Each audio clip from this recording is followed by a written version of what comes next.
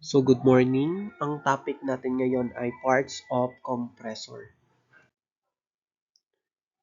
Air compressor working principle. So meron po tayong dalawang uri ng compressor or mga parts ng compressor na matatakel. Una po ay yung rotary screw compressor and yung reciprocating compressor. So each work a bit differently but they both share some common working principles. So here are the basic working principle for an air compressor. So ito po yung compression phase ng ating reciprocating compressor. So yung ating pong reciprocating compressor ay ginagamitan natin ng piston, and then yung piston na yun nagdi-decrease ng volume nang sa ganun makompress natin yung hangin. Ito naman po yung compression phase ng ating rotary screw compressor. So kung mapapansin po natin, meron diyang dalawang helical screw or rotors. So sa mga pagitan po ng ating mga screw dyan po natatrap yung hangin or dyan sila nakokompress.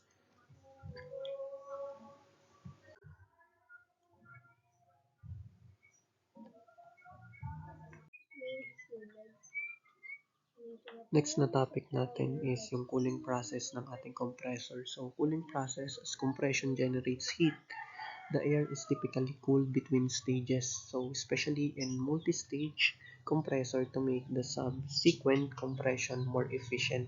So there are two main steps for cooling compressed air. So yung unang steps natin is yung intercooler. So it removes heat from air between compressor stages. So ito yung compression stage natin kung saan dun pa lang sa compression stage pinapalamig na or may cooling na nangyayari dun sa ating compressed air. So, next is yung after cooler natin is used for cooling air discharge from the compressor. So, bago ilabas or bago pumunta dun sa receiver natin yung compressor, so nagkakameron pa din ng cooling process or nagkakameron pa din siya ng uh, cooling nang sa ganun ma-prevent natin yung pag-init ng ating tanks and ng ibang mga components ng ating pneumatic system. So ito po yung unang method natin ng pagpapalamig ng hangin na nako-compress natin. So ito po yung water cooling. So it uses liquid coolant from an external unit to cool compressed air and any other substances present during the compression process. So kung makikita po natin dito sa figure, meron tayong cooling jacket na makikita. So dun po dumadaloy or dun po dumadaan yung ating mga coolant or yung ating liquid na ginagamit. Nang sa ganun po, yung na-accumulate natin na compressed air ay hindi na mainit pag binato ng ating compressor sa air tank natin.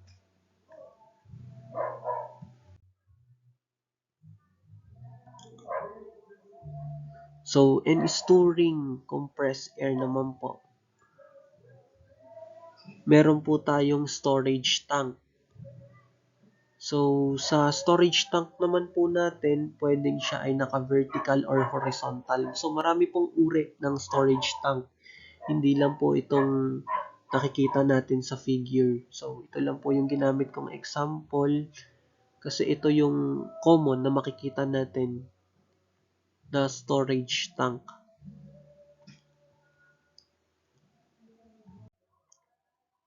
So, sa pressure regulation naman po, ang ginagamit po natin dito ay pressure gauge. So, yung pressure gauge po, dito natin makikita kung gaano pa ba kataas yung pressure na maibibigay sa atin ng ating compressor or kung gaano naman po kababa yung pressure na laman ng ating compressor. So, pressure drops to a predetermined lower limit as the air is used. The compressor restart or reloads to refill the tank. So, automatically po nagre-restart yung compressor natin once na ma-detect niya na kukunti na or hindi na sapat yung pressure na binibigay ng ating compressor.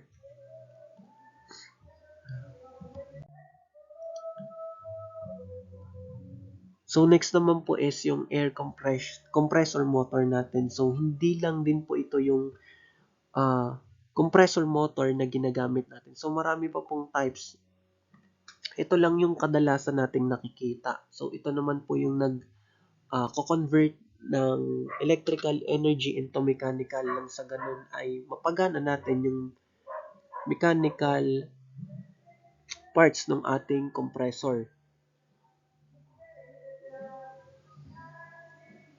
So sabi din po dito, the motor's power is directly related to the capacity of the compressor. A larger motor can drive compressor that produce more compressed air. So nakadepende din po dun sa motor natin kung gaano ba kalakas. Baka naman kasi malakas yung motor natin pero maliit naman yung compressor natin. So dapat bagay pa din yung lakas ng ating motor dun sa laki or sa capacity ng ating compressor.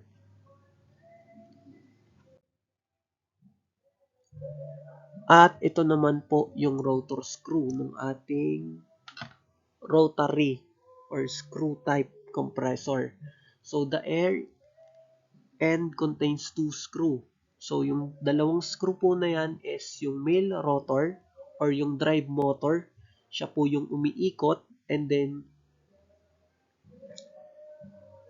siya din daw po yung may kokonti lang na lobes. And yung female rotor naman is the driven rotor which is generally has more lobes and driven by male rotor. So, ang umiikot lang po talaga dito ay yung male rotor or siya lang yung nakakonekta dun sa ating makina. And then sa pag-ikot niya, sumasabay lang sa kanya yung uh, female rotor.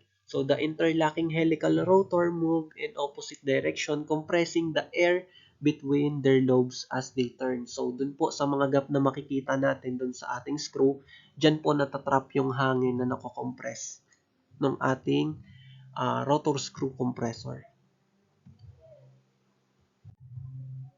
So ito naman po yung inlet valve ng ating rotor screw compressor. So hindi lang din po ito yung design ng inlet valve ng rotor screw compressor. Ito lang po yung pinaka-common na makikita natin. So yan lang po yung nilagay kong figure kasi nga siya yung common, siya yung palaging ginagamit or karamihan ng mga rotor screw compressor natin, ganyan yung inlet valve. So the air intake controls the intake of ambient air. It can also be modulated or completely closed when the compressor is unloaded. So, yun lang naman po yung trabaho ng ating inlet valve.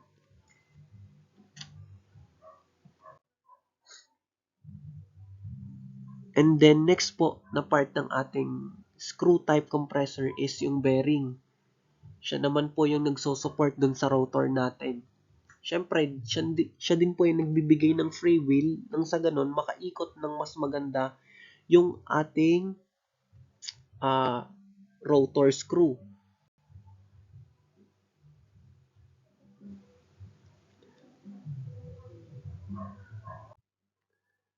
So next po na parts ng ating rotor screw compressor is yung seal. So simple lang naman po ang function ng ating seal pero mahalaga. Ang function po ng seal natin is pine-prevent niya na makalabas yung ating compressed air. Kumbaga, siya yung nagpe-prevent para isa lang talaga yung puntahan, papunta lang sa air receiver natin.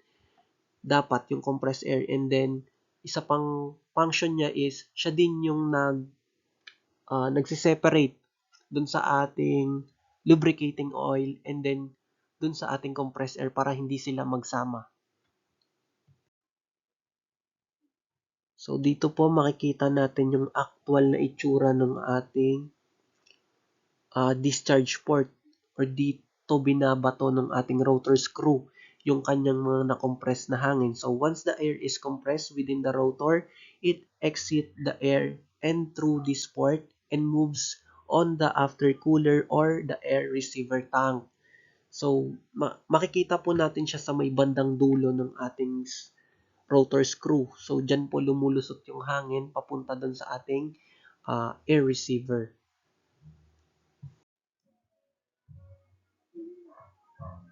So ito po yung ating housing or casing. So this is the outer shell that enclose all components of the air end. So dito po natin makikita lahat ng components na nilalabasan ng ating hangin. It's designed to withstand the internal pressure and also direct the flow of air and oil within the air end.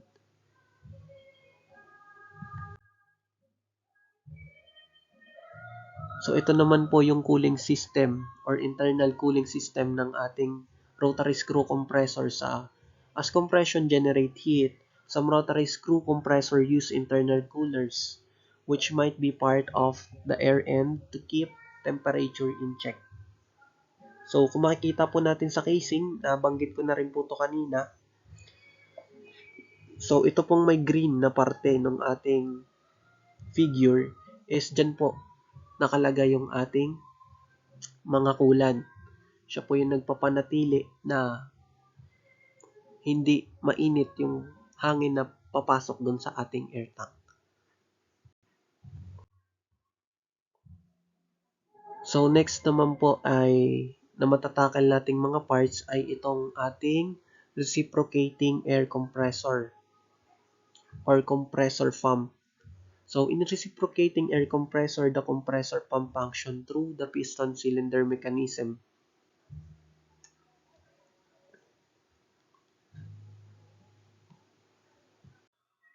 So, dito, babasahin ko lang kasi yung paliwanag natin dito is nandun sa next slide.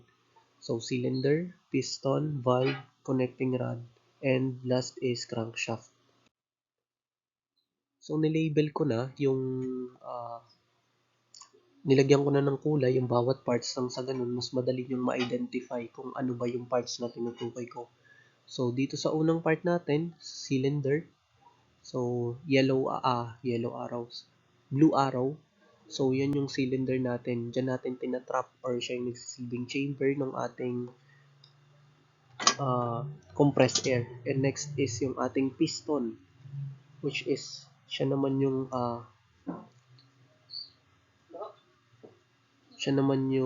in charge para sa pag-reduce ng volume ng ating air hanggang siya ay maging compressed air. And next is yung ating valve. So, natakil na natin ito nung nakaraan. So, meron siyang inlet and outlet valve. So, ito naman yung pinapasukan ng hangin natin.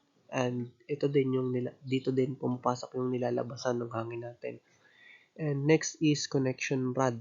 So, ang connection rod naman is siya yung nagko-connect dun sa ating piston and dun sa ating crankshaft. So, yun lang yung kanyang purpose. And then, last is itong kulay yellow na arrow natin, which is yung crankshaft. So, yung kanyang rotating motion is nako-convert yung kanyang rotating motion into reciprocating motion. Or yun yung nagbo-back and forth motion na.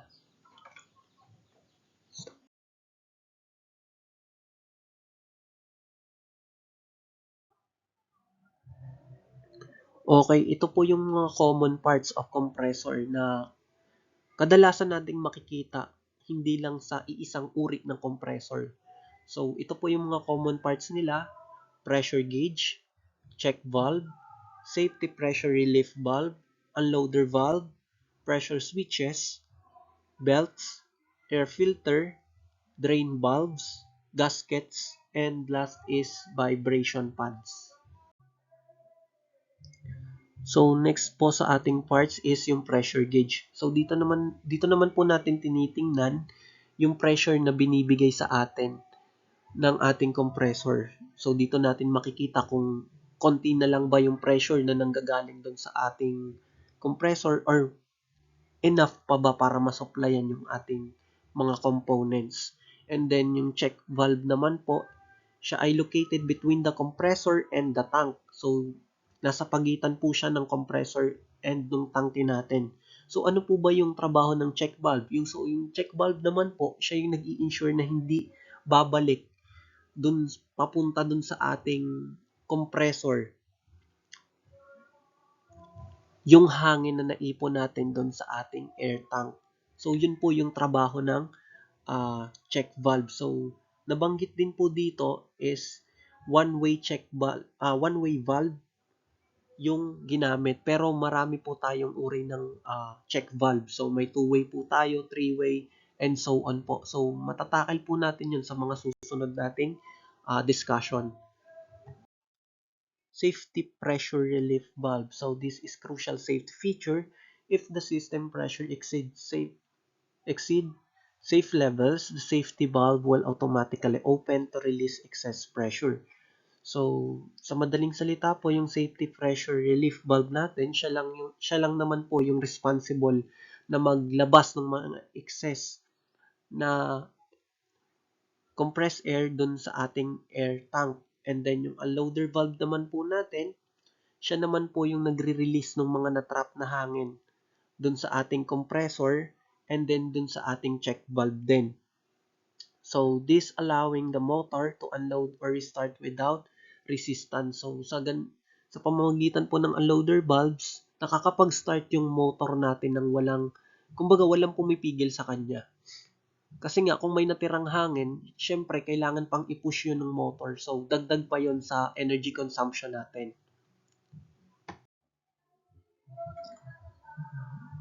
Next is pressure switches. So this device monitor the pressure within the air tank. When the pressure drops below a set point, the pressure switch activate the motor to start compressing more air. So, kumbaga ito yung automatically na nagpapagana dun sa ating compressor. So once na ma-detect niyan na kukonti na yung laman na hangin ng ating air tank, so automatic na niyang bubuhayin yung compressor natin nang sa ganun ay makapag-ipon na ulit siya ng panibagong compressed air na gagamitin natin. And then, kapag naman nakuha na niya or napuno na niya yung air tank natin, kusa namang magpapatay yung ating compressor. And then, yung belt naman natin, siya yung nagtatransfer o siya yung nagbibigay ng motion, nagpapagana para magkameron ng motion yung ating mga compressor.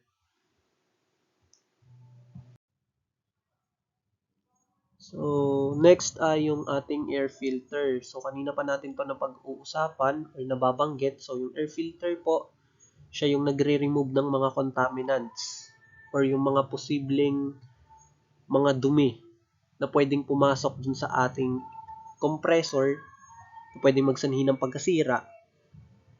So, mahalaga ito para ma-ensure natin na mas maging mahaba yung buhay ng ating compressor. And then next is yung drain valve. So, yung drain valve naman po, syempre yung mga na-accumulate natin na moisture na galing dun sa ating compressed air, kailangan natin yung ma-drain. So, meron ditong dalawang uri ng drain valve. Yung isa ay manual or yung manual nating tatanggalin yung mga naipong tubig, and then meron din namang automatic. So, ini-ensure naman ito na hindi mag-build up yung mga moisture dun sa lines ng ating compressor.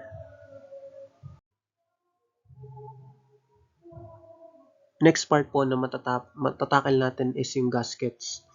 So, yung gaskets po, makikita natin siya kahit sa likod ng electric fan natin, sa mga motor kung magbabaklas tayo, and syempre dun sa compressor natin. So, yung gasket po, example, yung compressor natin ay nahati sa tatlong part. So, yung nagdudugtong doon or yung nagpe-fill ng gap para hindi magkameron ng leakage yung ating compressor is yung gasket. Next is yung vibration pad. So, hindi lahat ng compressor, lalo na yung malalaking compressor tulad nung nasa company pa ako. So, yung malalaking compressor, hindi na ginagamitan ng vibration pad. Yun is naka-mounted na talaga siya dun sa semento. Yun yung malalaking compressor. So, yung mga maliliit na compressor natin, so kailangan pa ng vibration pad. Kasi nga, kapag walang vibration pad yung maliliit natin na compressor, magbabibrate yung ating compressor. And ang tendency nun, possible na mas mabilis masira yung mga components ng compressor natin. At dito na po natatapos ang ating discussion. Maraming salamat sa pakikinig at sana nawa ay may natutunan kayo.